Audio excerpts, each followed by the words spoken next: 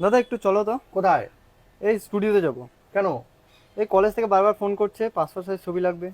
আরে passport size ছবির জন্য তো তোর তো স্টুডিওতে যাওয়ার কি দরকার? তুই তো ফোনেই বানিয়ে নিতে পারবি। দে ফোনটাতে এখনই করে দিচ্ছি, দে।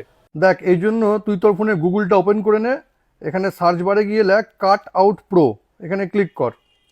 এখানে ক্লিক করে নেওয়ার পর একটা ওয়েবসাইট আসবে, দেখ কাট আউট প্রো। এখানে দেখ একটু স্ক্রল করে নিচে নাম, এখানে দেখ লেখা আছে পাসপোর্ট ফটো মেকার। এখানে ক্লিক কর।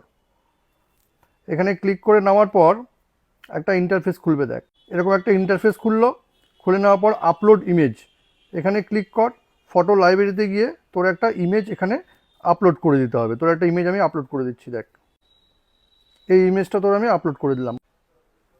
আপলোড করে দেওয়ার পর নিচে দেখ ফটো স্পেসিফিকেশান, এখানে তুই করে নেওয়া হচ্ছে passport size photo, India passport size photo 5x5 centimetre. এখানে ক্লিক করে নে।